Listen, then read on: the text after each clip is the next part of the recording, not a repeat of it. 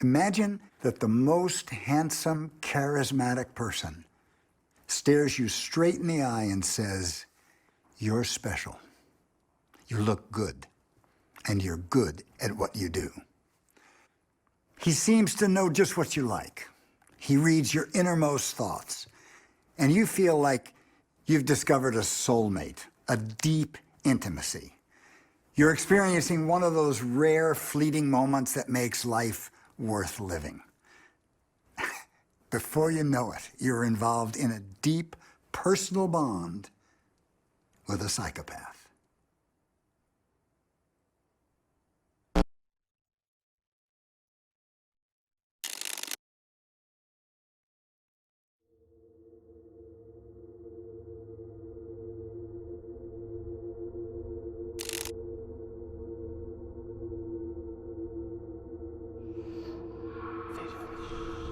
What are psychopaths? Do you know any? Personally?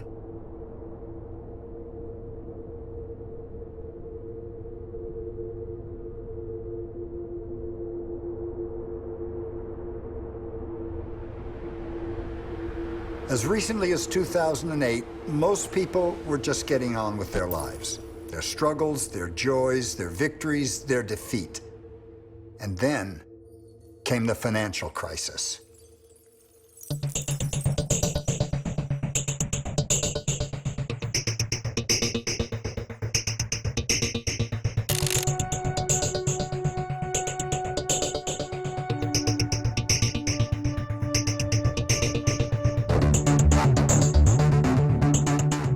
What shocked everybody is how it all happened so fast. Bang!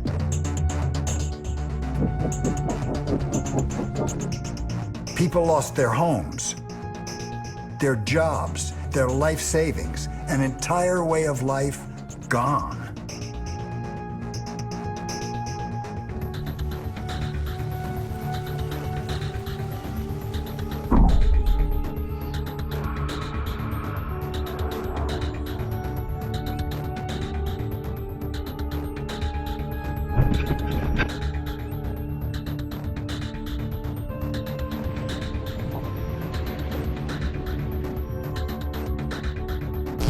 The only thing we can say with certainty is that this is not the first time we've screwed up.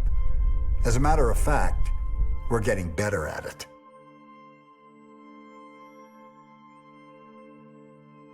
I'm sure you've heard a lot of people say that we live in unique times, that society is in trouble, that the situation's critical. The ancient Chinese said, "A fish stinks from the head." But is that true? Is the answer really so simple?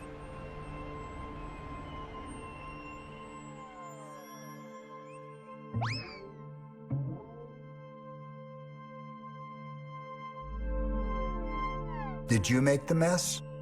I didn't. So who did?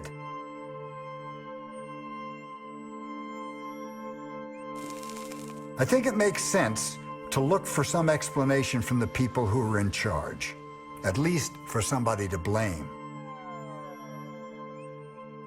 At first glance, it does appear that the world's elites, politicians, bankers, business leaders, have all, once again, completely failed in their given roles.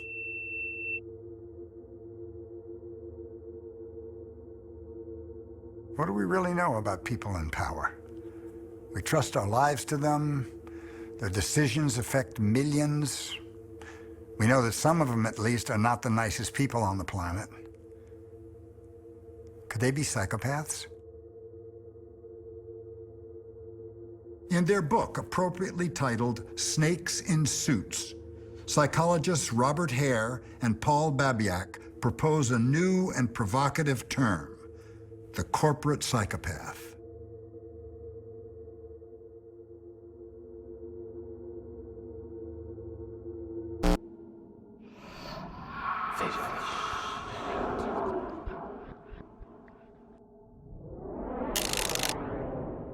Psychopath means crazy. Crazy. Crazy person? A crazy person. Crazy person. Very crazy person. Creepy people. Psychopath? Her. Him. Well, it's an individual who has a psychopathic personality.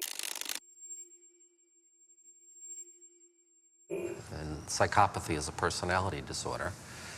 But they're able to work within a business or an industry or an organization. They're very different than what we commonly think about a psychopath as the serial killer. These individuals have the same personality characteristics, but through education, through where they live, they are able to get jobs in big business and do fairly well for themselves. A psychopath is somebody who, as I've said before, is without a conscience. Not because he doesn't have the intellectual capacity to understand the difference between right and wrong. It's because the emotional connection with cognitions, thoughts, and so forth is absent. Some of the characteristics would include this stunning lack of empathy, lack of concern for other people, the ability to look at other people as mere objects. When normal people are processing emotional material, there is greater activation in parts of the brain that nature's designed to handle emotionality. You can tell the difference between an emotional and a neutral event for these individuals, but for the psychopaths, you can't.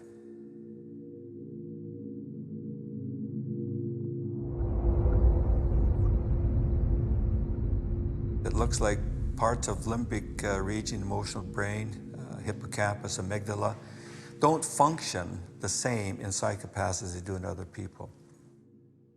These are individuals who are extremely egotistical, self-centered, lacking remorse for what they have done, knowing exactly what they're doing, and what they're doing is manipulating and deceiving other people for their own ends.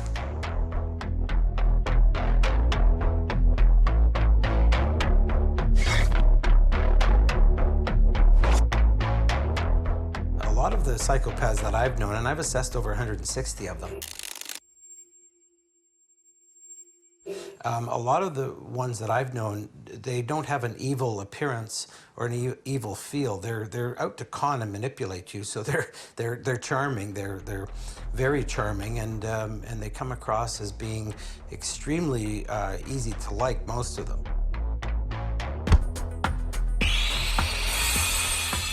What you see in the movie is the dark side of the personality. What you see when you actually interact with them is the mask that they're presenting, with only a glimmer here and there of the dark side. And so if we learn from headlines in movies that psychopaths have this dark side, and we go out looking for it, we're not going to see it. And we'll conclude that they don't really exist, or if they do, I've never met one. But you probably have met one, you just haven't seen behind the mask.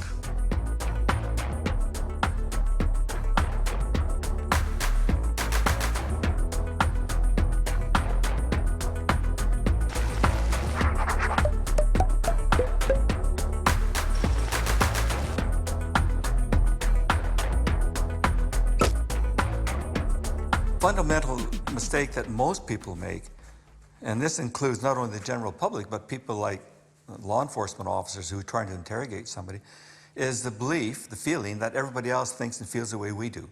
That if there's an emotional event, say, look at that, doesn't that just rip your heart out?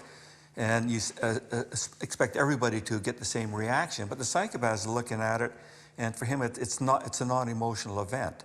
When a psychopath is expressing an emotion, is it the Stanislavski method of acting? Is he actually feeling it, and he's able to project what's inside outside? And the answer is probably not. They're using facial expressions and hand movements, body language that seems appropriate to an underlying emotional state, but is fake. I consulted on a movie with Nicole Kidman called Malice, and she wanted me to go down to Hollywood to help her portray what appeared to be a sweet, loving woman, but who's really a psychopath, So anyway, she said, look, you've got to give me a scene. And I thought about it, and I don't know where it came from, but this is the scene I gave her. You've left your apartment, and you're walking down the street, and there's an accident. And then you look at the child who was on the floor or on the ground, hit by the car, bleeding, probably dying. But kneeling beside the child is his mother. And she's emoting, she's going through every possible emotion that would be appropriate for that particular scene. And instead of watching the child and being horrified by the whole thing, you're kind of impassive, clinical, you watch the mother. And then you look at the child, back at the mother. And then you just walk away, unconcerned, walk back to your apartment, walk into the bathroom, stand in front of the mirror, and mimic the mother's expressions. That's it.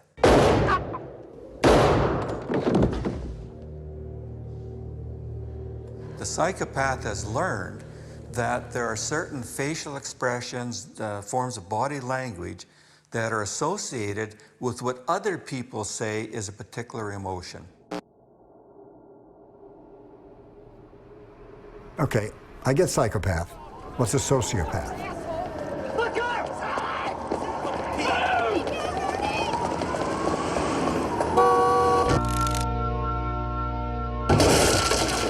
One of the better distinctions between a psychopath and a sociopath was made in the film Reservoir Dogs.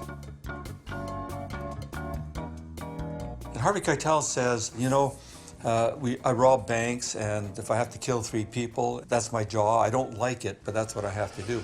Psychopath ain't a professional. Can't work with a psychopath. That effing psychopath over there, the other individual, he likes to kill. You don't know what those sick assholes are going to do next.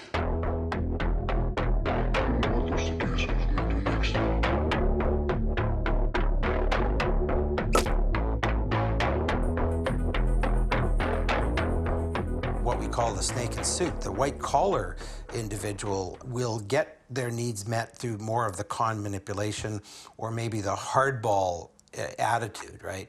Whereas they may not resort to violence like some of the people that I've dealt with that are incarcerated. But when I interview people with the psychopathy checklist, I will often take something out of my pocket and put it on the table. And I'll say, this is the most important thing for you right now. This is what you want the most. And I'll put it on the table, and the offender will be sitting over next to me, and we're doing this assessment. And I'll say, now, how are you going to get that? And with the psychopath, typically I will see the person sit back, and we call that duping delight. They look like, this is a little game. I'm gonna take you on this game. They're very competitive. They'll say, well, I'll ask you if I can have it. And I'll say, no, you can't have it. Well, I'll try to buy it off you, and I'll pick it up at that point, because I know they're gonna grab it off the table if I don't. And I'll say, it's not for sale. And then I see that smirk again, and it's like, I'll get it. Well, how would you get it? And most of the time I'm assessing them, so they're smart enough to not tell me how they would get it, but they just look at me and say, I'll get it.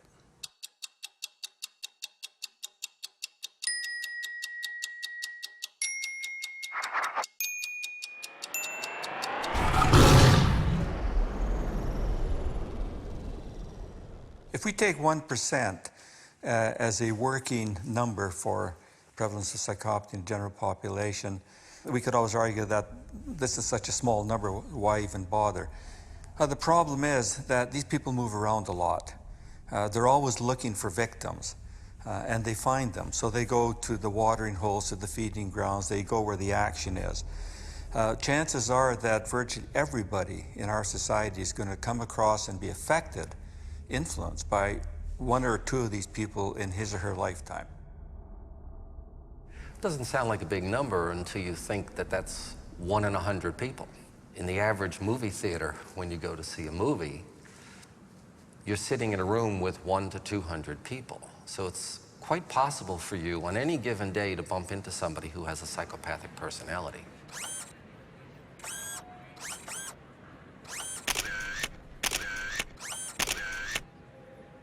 People would assume that because I've worked with this particular concept, psychopathy, for so long that I could spot them from 100 paces, and the answer, of course, is that I can't. I'm no better at it than most people.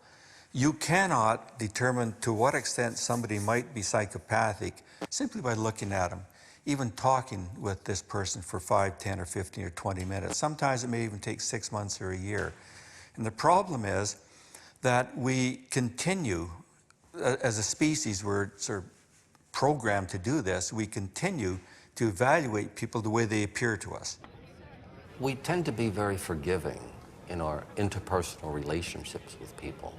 We're often open to their explanations and their rationalizations, and we give forgiveness. We also, when building a relationship with people, believe that they are real. What a psychopath does is they weave a picture of a person that's really a dream. It's a spirit, it's not real.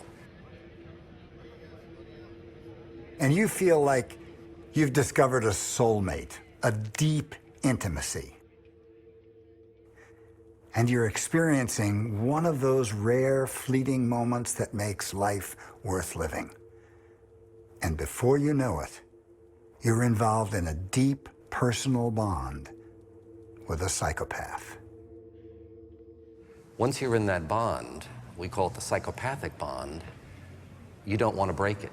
And it often amazes the friends who are watching from outside. You're still with him, or you still believe what she said, or can't you see is very common. And they really can't see because of the strength of the bond that's been built. Now, when the psychopath is done with you, they leave. They've never had a bond with you. It's all been a game. And so they just stop playing and move on to the next target. You're left with all these open wounds because you thought you had a relationship with this person. And it could be a business relationship, it could be a business partner, it could be somebody who you're married to, or a personal relationship, it could be a family member. And when it breaks, it hurts. And that's the psychological and emotional abuse that a psychopath, feeling no empathy, no remorse or no guilt, just moves on to the next target. It's the guy in the movie, what is that movie? Where he's in the shower and he kills the lady. Horror movies about him. They kill people. Insane. Murderer. Killing. Maniac. Criminal. Killer. Somebody like Charles Manson.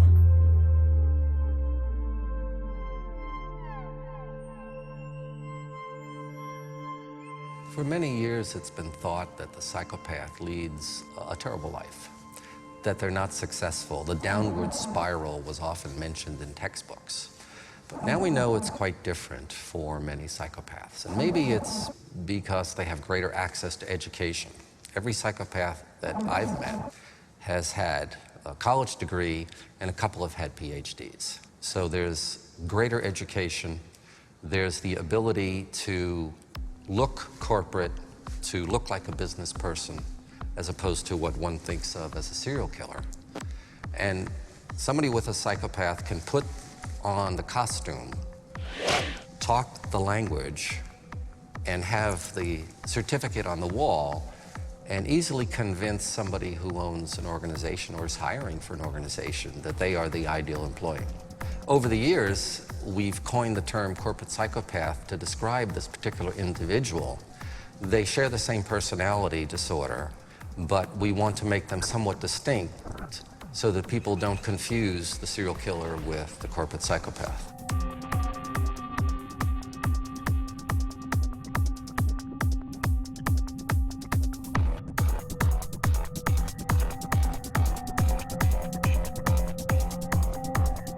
I think in the past, psychopaths flourished, but not nearly so much as they are right now, because the conditions have changed over the last 25 or 30 years. We had the introduction of the internet, for one thing.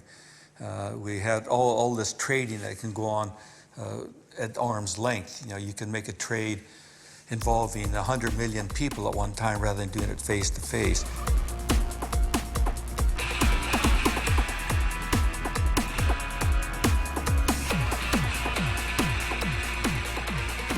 We have the collapses in the financial world, starting in the United States and other parts of the world now. You say, well, it was economic conditions. Well, I'm not an economist, so I don't know what had happened. But like everybody else, when I read through this stuff, I say, hold it, there are a lot of decisions made by individuals along these lines, and who are these individuals?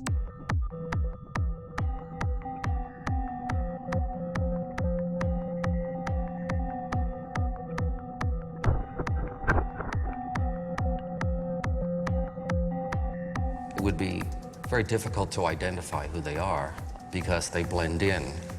When you are talking about making a business decision, most businesses are risk averse, or they want to manage the risk when they make a decision, whereas a psychopath will do something risky just to see what'll happen. Making a decision that others would have taken a long time and a lot of data to come to, they'll do it on a whim. And because they are fearless, it could even hurt them, but it doesn't bother them. We mostly accept the view that our society is shaped like a pyramid, where a minority of the people at the top make decisions and laws for the majority at the bottom. In the year 2000, the richest and most powerful 1% of the world's population owned 40% of all global assets. The richest 10% accounted together for 85% of total assets. And in sharp contrast, the bottom half of the world's population divided between them barely 1% of global wealth.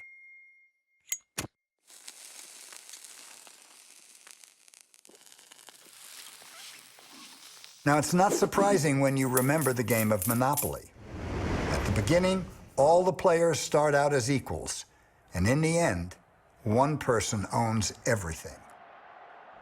Few people today know that the game was invented to demonstrate the strong tendency to concentrate wealth in the hands of a few. It goes to the inner roots of capitalism. With wealth comes power. You can't talk about psychopathy without bringing Bernie Madoff up. Now, I don't know whether he's a psychopath or not. I haven't evaluated him. I don't know of anybody who's done a formal evaluation on him. But anybody who can destroy the lives of tens of thousands of people, including close relatives and friends, is not your normal, loving kind of guy.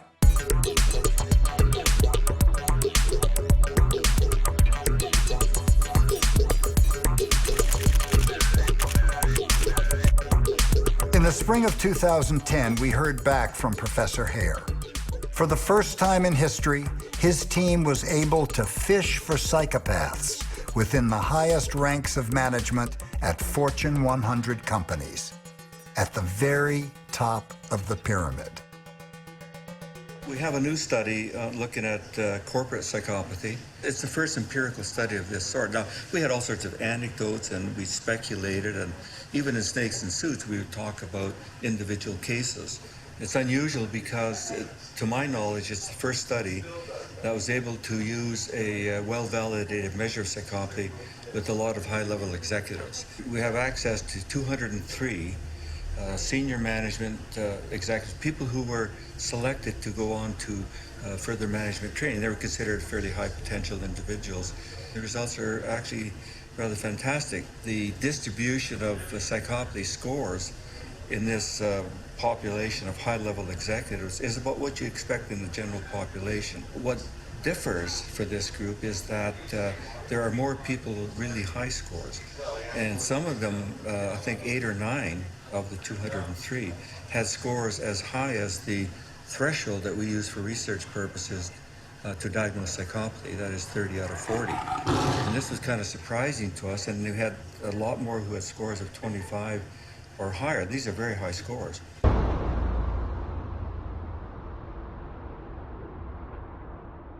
Here we had people who had very high scores in psychopathy, very psychopathic, and yet were seen as good employees, high potential executives, and whose performance was exceedingly bad, and yet they were still rising up to the top. We had several people who were vice presidents of their corporations. We had others who were directors and supervisors, high-ranking positions, and yet they had all the characteristics and qualities that should actually doom them to fail.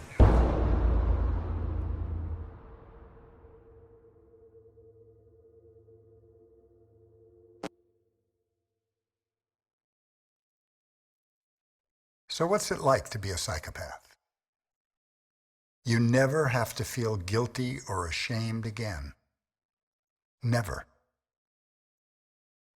None of those sticky, uncomfortable situations. Responsibility? What's that? It's actually funny to watch when people cry. All you need is to smile at them, and they'll think that you're the nicest person in the world. You're so cold and analytical, and they don't even have a clue. They can never guess what's going on inside your head.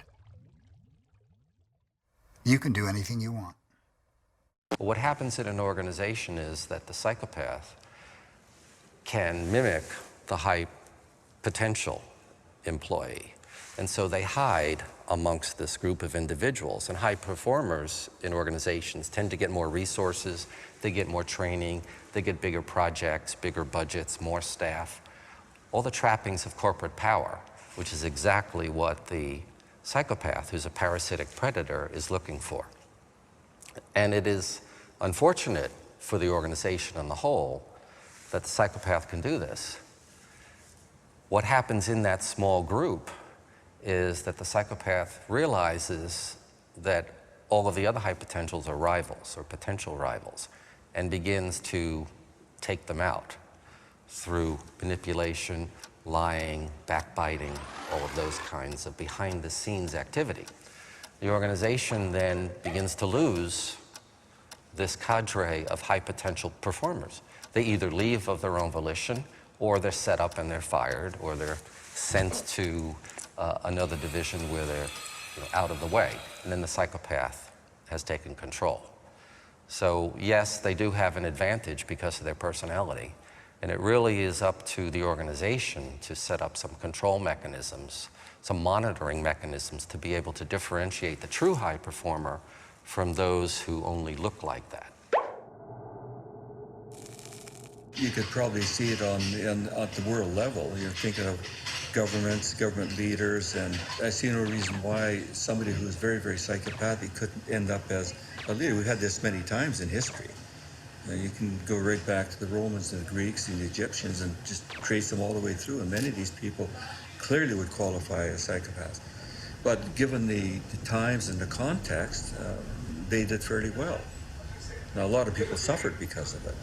And I think what's happening right now is that if we value what these people are doing, or maybe to put it another way, we don't actually pay attention to the bad things that they're doing. We look at, this is terrific, the guy's he's doing this, he's making lots of money for us, and our popularity around the world is increasing, we're moving our armies around, and we're getting all this prestige and so forth, but people are suffering.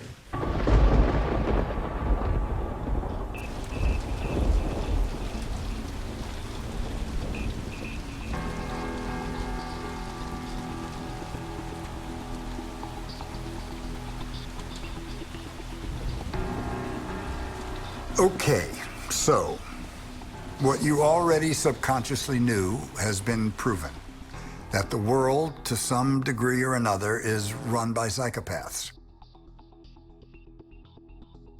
So what do we do with that? We go after them?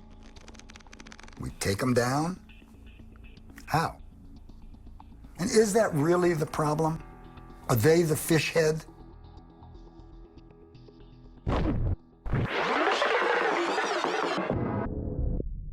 Given a choice, you might want to be one. I mean, or at least a sociopath.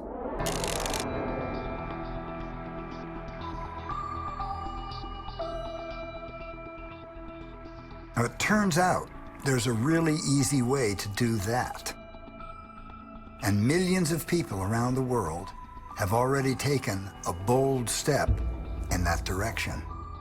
The connection may not be clear at first, but it will reveal itself. I was at a funeral of my mother, and really beloved woman. And I have a relative passing around Valium. I said, what is this? They said, oh, it's okay, it'll make you not be nervous or depressed. I said, I'm grieving, I want to be nervous, I want to be depressed. As my mother's dead, if, you know, what is the whole point? They said, well, no, but don't you want to just be calm? I said, no, you're missing the whole point. The point of the reason you're at a funeral is not only to show respect to the dead, but to grieve, you know, to indicate to yourself how much you miss this person. And they couldn't even understand that message because their whole orientation has been so undercut, so brainwashed, if you will, by the pharmaceutical messages, whenever there's a problem, there's a drug for it.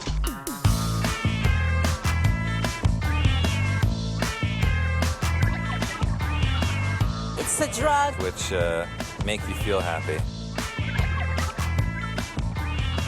Antidepressants, sure, yes. Yes, I have heard of antidepressants. Yeah, I know what they are. But I don't know anybody.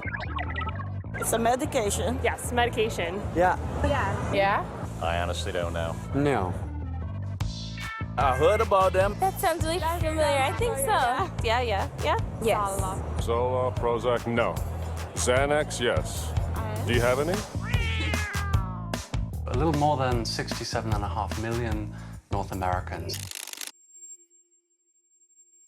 have taken a course of SSRI antidepressants, which is a phenomenal situation. I do not have any personal experience, no. None. I'm a very happy person. Are you? No. I'm a happy person. No personal experience. Not personal. No personal knowledge. No. No. No. No. No. No. No. No. No. No. No. Personally, no. But I know people who have had experience with those type of things.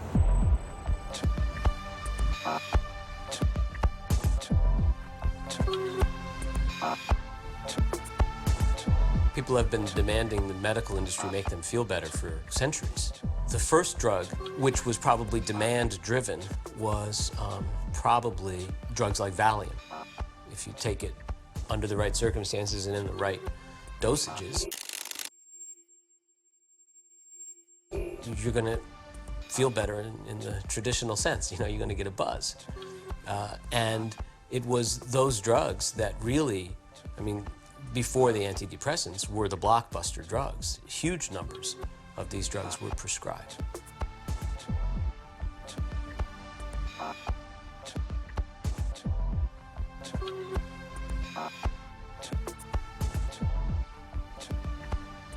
Valium cut through to the masses. It's an anti-anxiety agent and a very effective anti-anxiety agent with a lot of side effects, and it's very addictive. In the beginning, a little bit like Prozac, they thought that it didn't have many side effects. In 1987, when Prozac was approved for the market, it was promoted very heavily, but it became a blockbuster drug, in large part because the media just set off a phenomenon, the Prozac effect. It was on the cover of Newsweek in the early 90s. There was a very famous book called Listening to Prozac. Sales hit $1 billion, then $2 billion. $1 billion in sales, it represents what they call a blockbuster drug. Another critical moment that sort of brought it to the level that it's at now was the television marketing of drugs. Television ads for drugs were illegal in the United States until the late 90s. And that brought Prozac and Paxil and Zoloft into people's living rooms sort of on a nightly basis. Everybody with a sort of passing anxiety or depression or seasonal affective disorder can be potentially medicated or potentially diagnosed. You know, sibling relational problem, which is, having problems with your brother or sister. And to me, that's not psychiatry, that's not dealing with mental illness. The concentration on schizophrenia, on major depression, on bipolar disorder has been, to a large degree, diverted to the everyday anxieties, but we've diagnosed them and medicated them in extraordinary fashion. I don't know anybody that's depressed, but I do know that the people that do take them, they work for them. If they don't take them, they go back crazy. That's just about all I know. Well, it's just a mess being on antidepressants. They create as many issues as they solve. Oh, my father is another one. My father was on Prozac for a while. One of the ways that Prozac became so popular and the way the drug was marketed was that it would allow you to function better and to be more effective in a competitive society and sort of attempt to master those fears. For mild depression, or the appearance of mild depression, and the medication of that condition, the stigma is so far reduced that it's actually kind of cool, to be depressed, to be fucked up and messed up and stressed out, and concomitantly to be taking drugs for that. There is a consequence. These are serious drugs. And you see it on college campuses where it's become so little of a big deal that it's almost dangerous. In addition to the recognized problem of increased obsession with suicide, a litany of further side effects that actually when you compare those with the fact that people sometimes have been prescribed a drug because they're afraid of going to parties, the whole thing just becomes so surreal.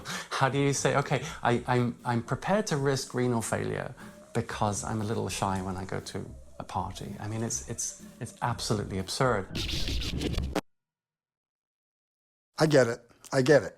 People are taking these drugs which have a dubious effect, and they're taking them when they don't really have anything wrong with them. Why do I care?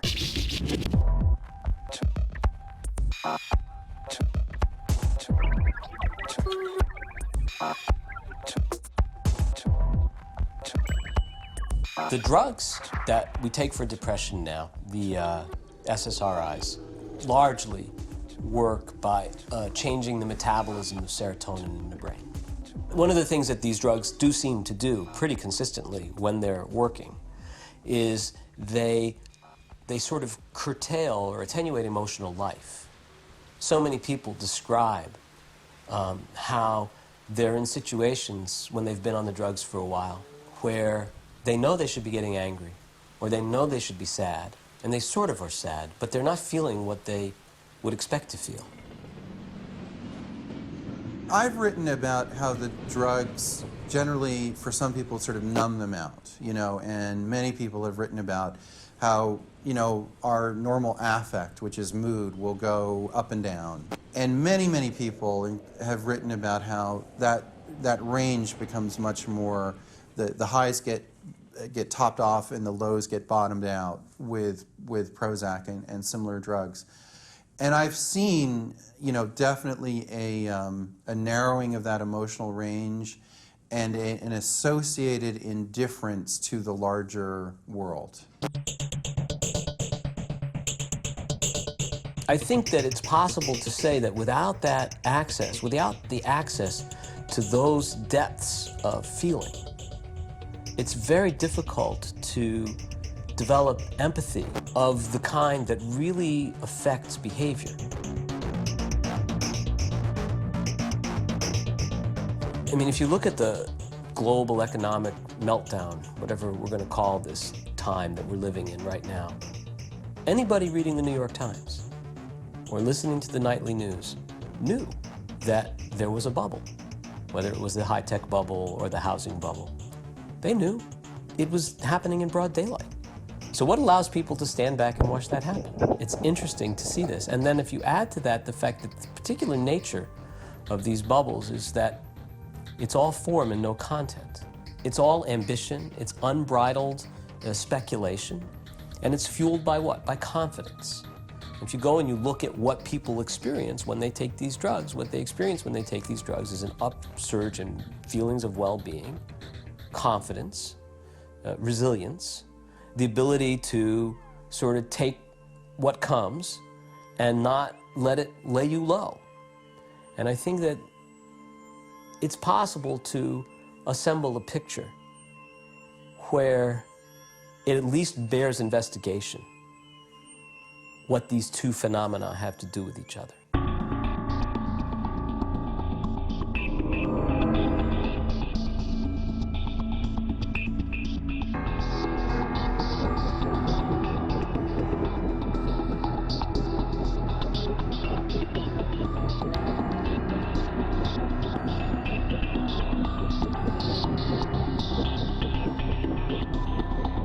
fact that so many people have, in the financial markets have been taking antidepressants is a cause for worry when those people are not receiving enough feedback, gut-level feedback on the consequences of their decision. Speaking personally, because I've taken the drugs, fear seemed farther away. It seemed like coming from a different place. What I described is something that bothered me before the drugs, before Prozac, that felt like a steak knife if it was on my cheek, felt like a butter knife. And so the sharper things in the world went from steak knives to butter knives. The issue of emotional blunting that is widely known to be a side effect from SSRI antidepressants becomes very worrying in those contexts because those people need to feel a certain amount of feedback, as it were, perceptually with their actions. It's one thing to know it cognitively, in theory. It's another to feel it viscerally. I am trading billions of dollars with this transaction. Is it wise? Is it cautious? Have I correctly interpreted everything? And the body, the mind needs that kind of feedback.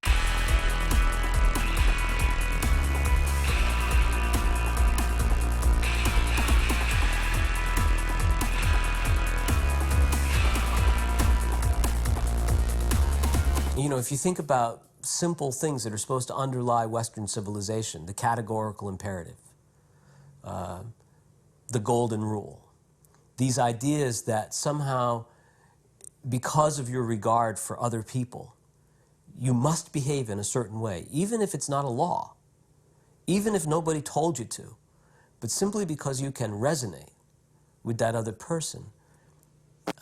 I think we need access to our full range of emotional experience in order to do that. So it's still a leap from saying that to saying that the drug amplifies or even causes sociopathy. But it's a very suggestive link because I just don't know what else is going to guarantee that we don't just cream each other all the time.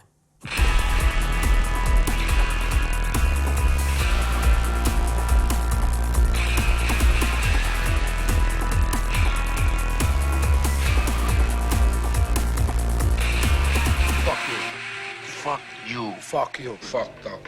Fuck you, man. Fuck, fucking, fuck.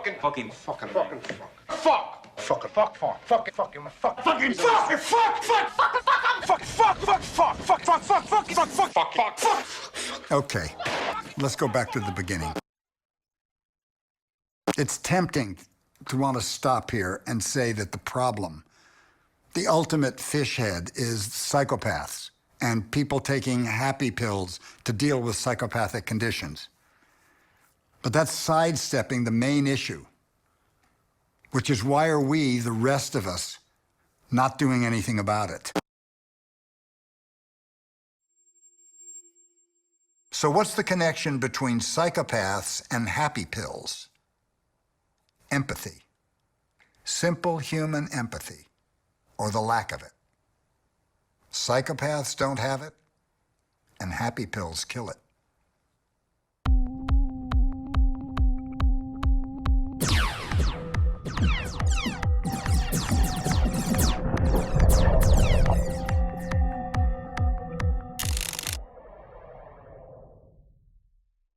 For me, what's interesting is I wrote a book called The Lucifer Effect, and the Lucifer story is identical to the Adam and Eve story. And they're both stories about the horrific consequences of disobeying authority, God. You could be God's favorite angel and become the devil. You could be God's favorite human and be cast out as a traitor, as an infidel.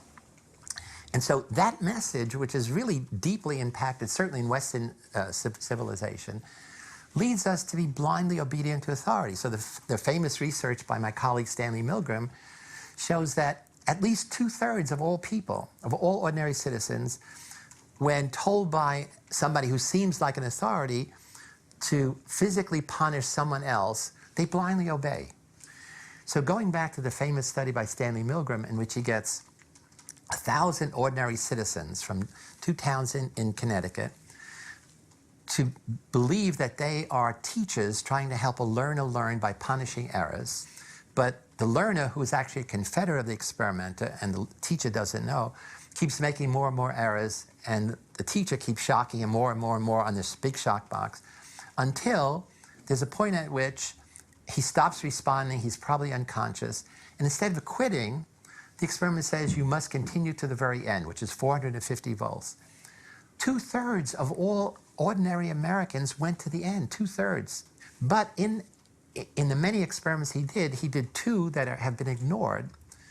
In one, you come in ready to help, to be a teacher, and when you sit down, you observe somebody from the previous experiment going all the way. In another study, you come in and you observe 2 people refusing. So they are 2 social models of evil and good. And you know what happens? If the base rate is 60% who blindly obey, when you see somebody go all the way, it becomes a negative model for you, and 91% of all the population in those studies go all the way.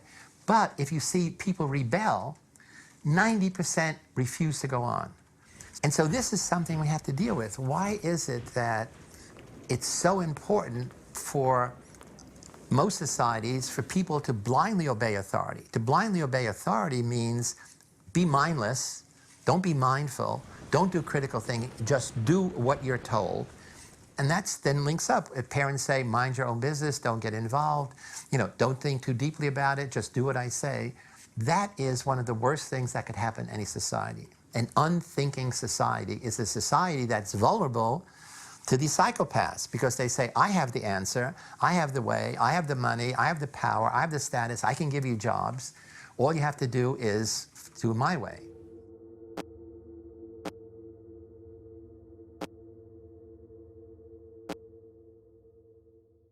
Long before corporate psychopaths, there was Hitler and Stalin and the others, and those totalitarian dictators had the same message.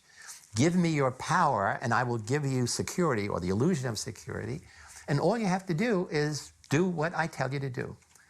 Many people are willing to give up freedom because it has associated responsibility for the illusion of security. For somebody to say, okay, you're a good boy, you're a good child. Now go play in the corner and don't bother the grown-ups.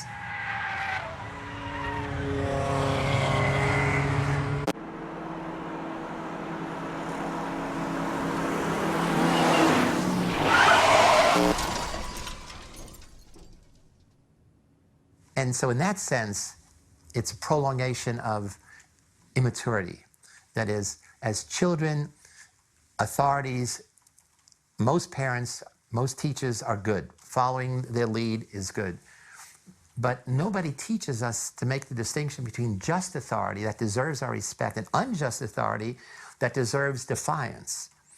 And that's a big problem because as you grow older, then here are these psychopaths, political, religious, organizational, industrial, who put on the same mask and say, follow me.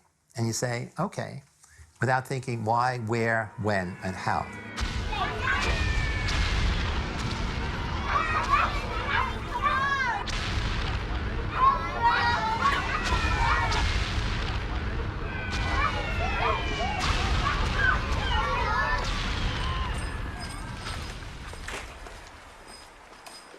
Well, I think the first thing I'd say to people is pay attention to your gut. I think a lot of people ignore the gut feeling, the instinct. And you've got instinct, and you should pay attention to it. I think, human beings are maybe the only animal species that will ignore that gut instinct.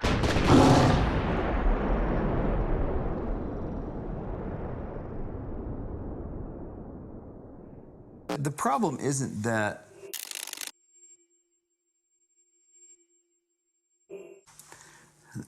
our leaders or our corporate managers are sociopaths, though some of them are, nor is it that the world is run by dark, shadowy figures that are malignant in their intention. I know these people, they're not that. But the organizations themselves and the systems are sociopathic. You can't expect them to have a conscience. You can't expect them to have a heart. You have to live within their nature. You can't regard nature itself as being evil. Nature doesn't have a valence. What does have a valence is the human heart and what it can express itself around through widening the circle of empathy.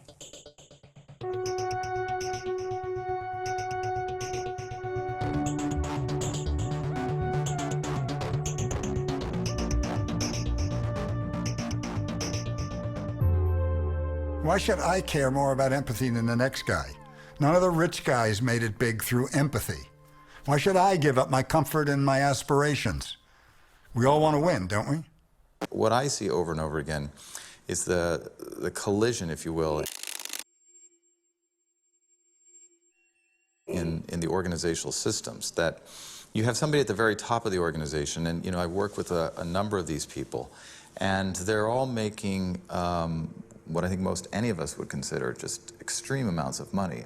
And if you think about the effect of this psychologically on the people, it becomes a situation where money and the desire for money simply begets more desire. And I think that's a very primitive, from what we understand about human psychology, that's a very primitive state of desire and appetite, to see it as limitless and to be able to almost devour anything. And usually in our own process of maturation, we have the experience of encountering limits, right? And we learn about reality testing and, well, I might want that or feel I could take all of that, but in fact, I understand my limits. And I think there is something certainly that goes on psychologically where those limits become removed.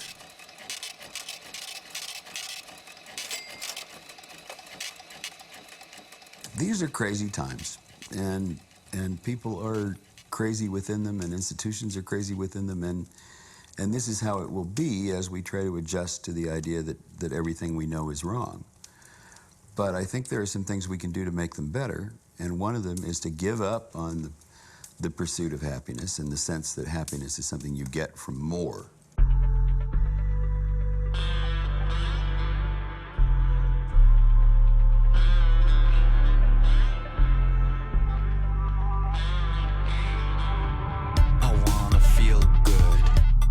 Consumer culture rests on dissatisfaction.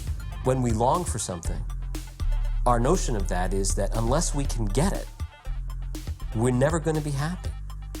And in the consumer society, the fact that you can't get it means there's something wrong with you.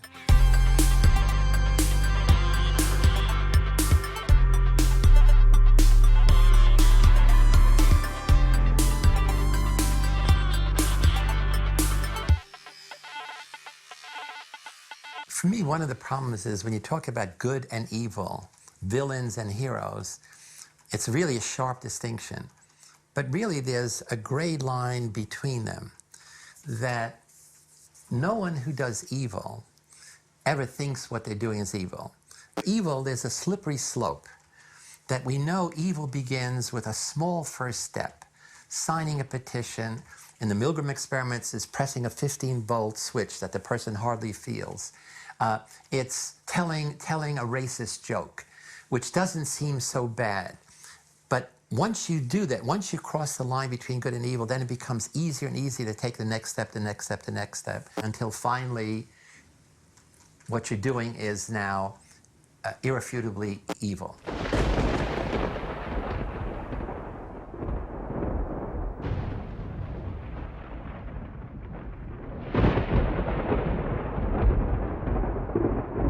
One of the great heroes of this century is the former president of Czech Republic, Václav Havel, who was a playwright.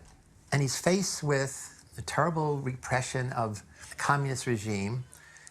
And as a playwright, instead of going about his business writing plays, he now opposes. He said, this is wrong. And he gets put in jail, and from jail he sends letters saying, this is wrong. This is wrong, a wrong way for the Czech people to live. And ultimately, he was able to persuade millions of people to change their passivity.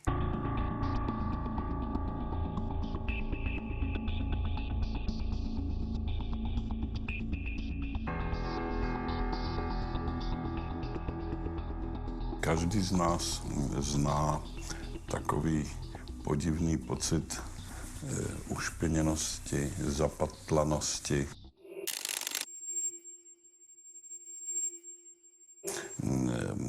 Pocit, který se nazývá výčitka svědomí.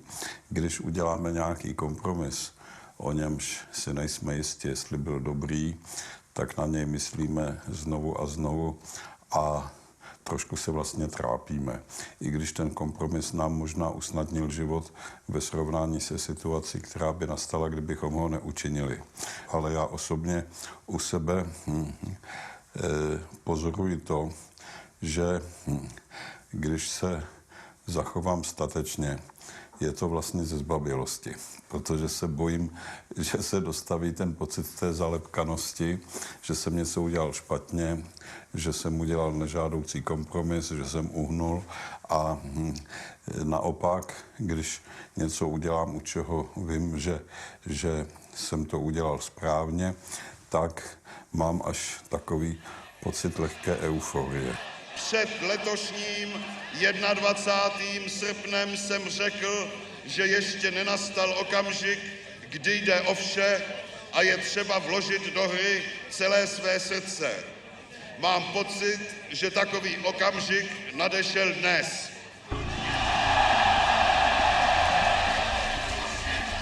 The reason that most people do nothing is that they respect every mother in the world who tells their child, mind your own business, don't get involved. People get programmed not to look at evil, to mind their own business, not to get involved, not to take the heroic action. And essentially what it is, we're also being programmed to be egocentric.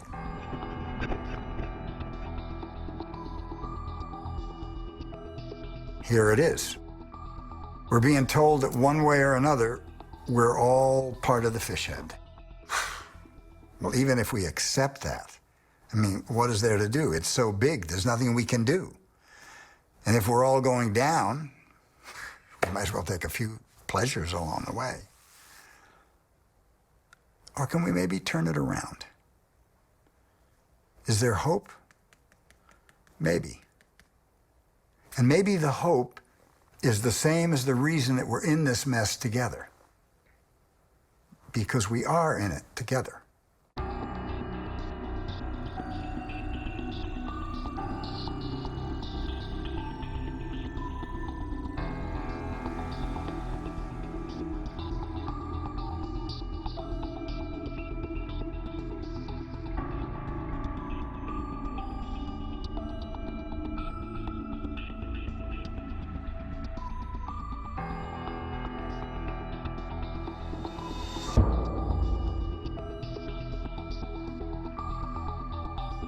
Nicholas Christakis and James Fowler are not the only people to research humans and their behavior, but their work shows some surprising facts about how much we're influenced by people around us, and more importantly, how we influence people around us, even complete strangers. Or what I think is somewhat novel about the work that we've done is not that we've shown that people are affected by those around them. Because this is common sense, right? We know this. We know that human beings are affected by others.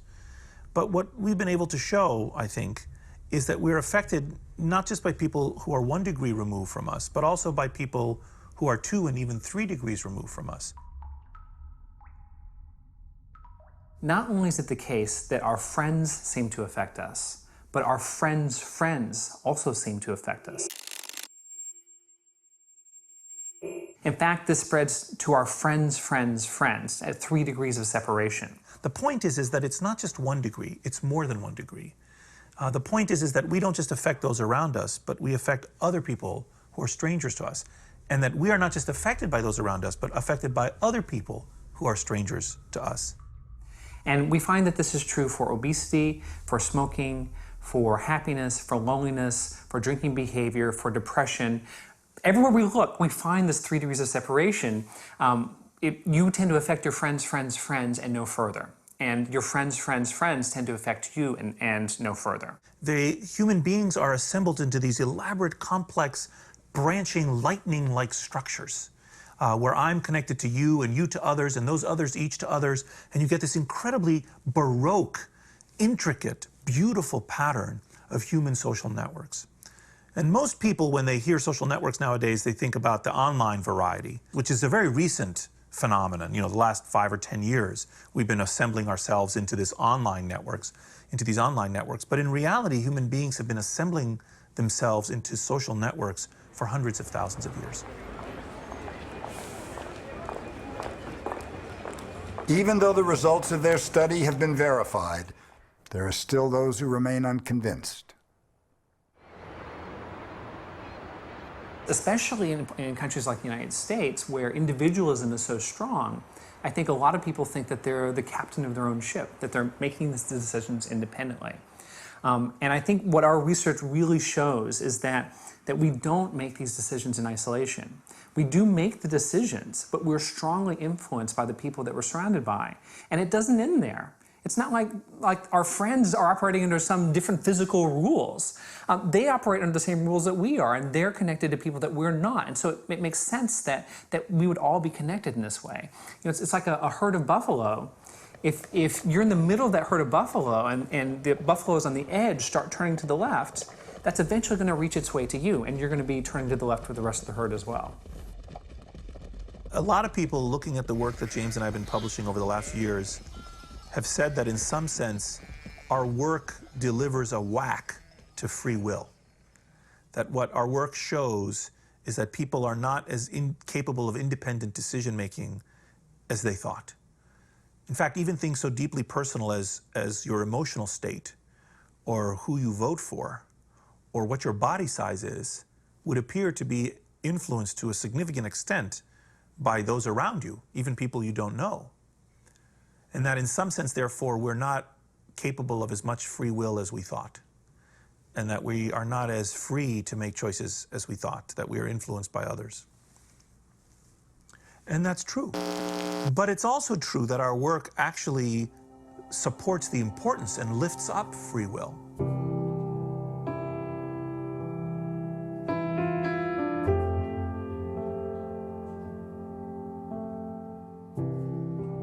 I believe that behavior is changed by having a social norm which says, this is the way we behave. This is the way it's acceptable. This is the way it's appropriate to behave. One of the fundamentally interesting things about human social networks is that networks tend to magnify whatever they are seeded with. So they will magnify germs, they will magnify fascism, they will magnify smoking, drug use. 20 years ago, if I was in a room with 10 people smoking and I was the guest of honor, I would have to leave the room when my eyes teared up. And when I wiped the tears away, I came back and they said, okay, now we can go on with the meeting.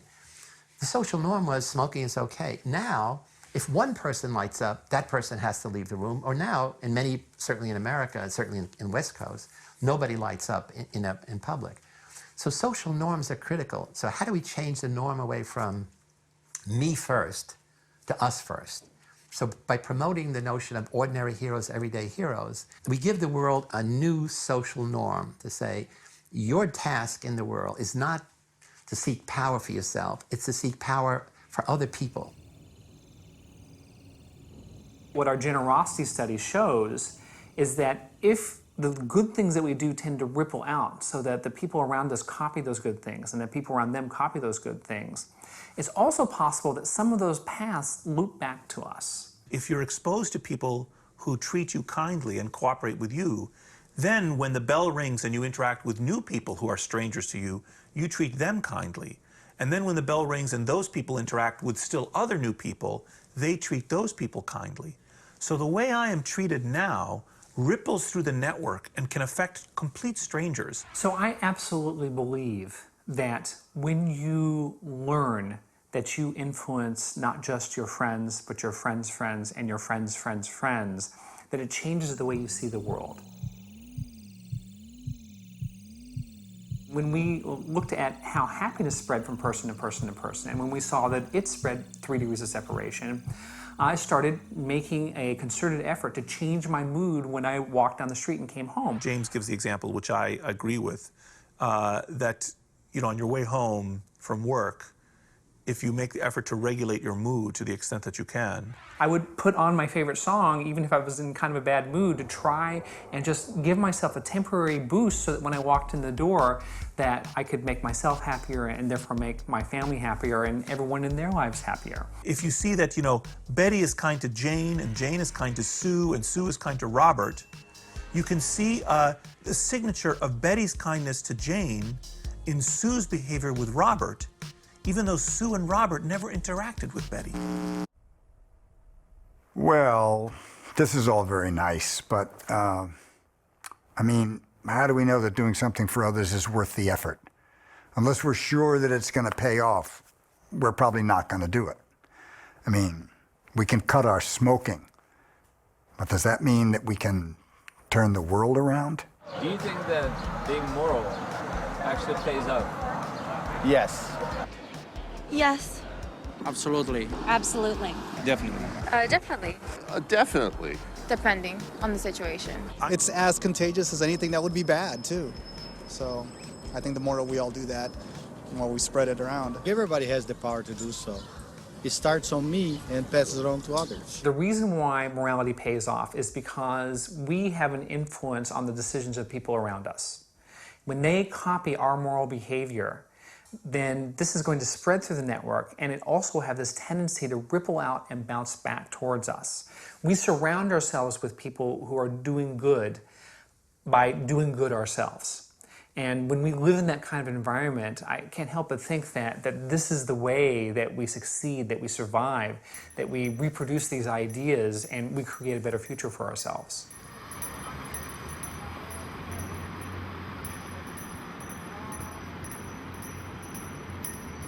Já mám na to takový přirovnání našeho příběhu, českého příběhu, kdy ta opozice, ti disidenti takzvaní, byli všemi považováni za blázny, protože se to zítra nebo pozítří nezmění v nějaký konkrétní úspěch, to jejich počínání. A ono se posléze v jakýsi úspěch změnilo. Že ale nebylo to proto, že jsme kalkulovali s tím, že zítra nebo pozítří se to stane, i když bychom to uvítali, ale prostě proto, že jsme to dělali z principu. Is it important to be moral? Yeah, for sure. Yeah. Yeah. Maybe. Of course. Well. Proč vlastně člověk páchá občas dobro, když o tom nikdo neví? No to je možné jenom proto, že ve vás dříme, byť nevědomně, jakýsi pozorovatel, který to všechno, co děláte, vidí. No a co to je jiného než věčnost, než nekonečno? Něco, co přesahuje všechny myslitelné horizonty našeho počínání.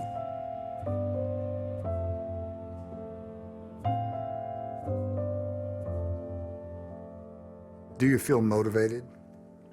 Energized to do something? Maybe it's the piano music. If I could remind you, a few moments ago you briefly considered being a psychopath. It's okay. It's a surprising function of our brains that we can hold radically opposite views simultaneously. It's a natural part of our makeup. In times like these where there is this madness, it becomes really important to remember that what basically is going on in the world is how you are with the people immediately at hand and how you treat yourself and your children and the people directly around you. And yeah, there will be winds and weather and economic storms and social storms and political catastrophes and much that is incomprehensible. But what goes on, eye to eye, face to face, heart to heart, day to day, remains the same.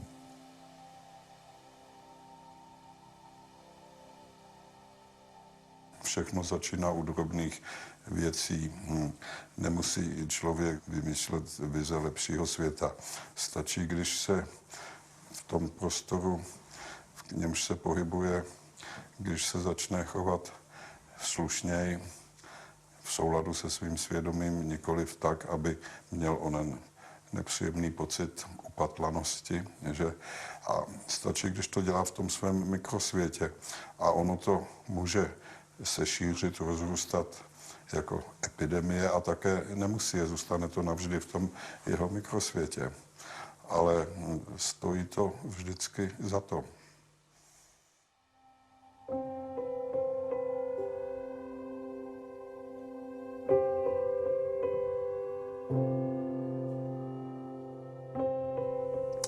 If I was always violent towards you, or gave you deadly germs, or made you sad, or gave you misinformation, you would cut the ties to me and the network would disintegrate.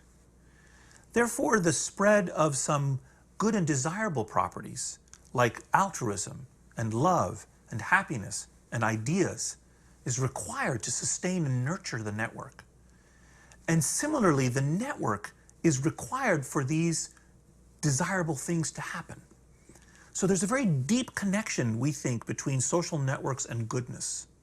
And actually, we think that in a very deep level, human beings assemble themselves into networks because the benefits of a connected life outweigh the costs.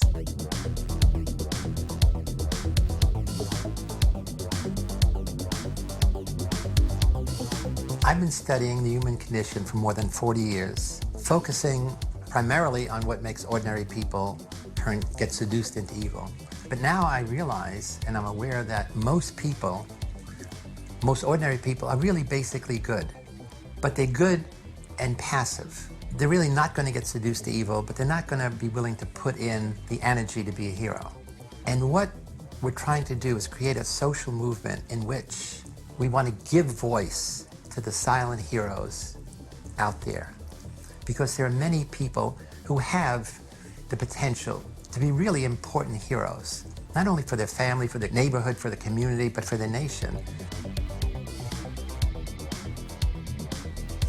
And so in the audience out there, there are many Václav Havels who are living in environments where there is injustice, where there are drug cartels, where there is corruption of various kinds, where there's bullying in almost every classroom.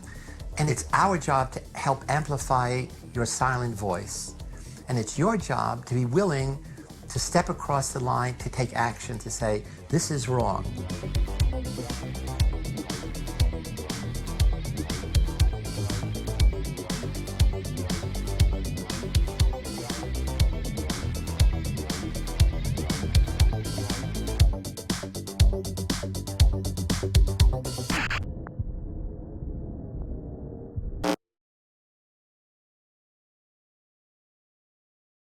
So imagine that the most charismatic, handsome person looks you directly in the eye and says, you can save the world. What would you do? We can deal with the fishead if we remember that we're in this together. And we stop looking at the top of the pyramid where the celebrities and the leaders are, and we look side to side. The advantage of being in a herd is that when as few as 5 to 6% of the total population becomes aware of something, like danger, for instance, nearly everyone becomes aware. And our success is going to depend on the answer to two questions. How many are we? How close are we to the 5 to 6%? And what will you do?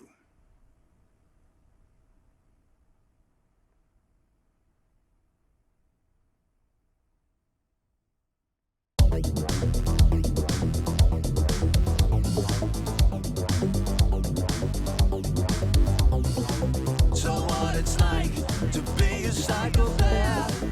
Responsibility, responsibility. You never had to feel good or shame. Never, never, never.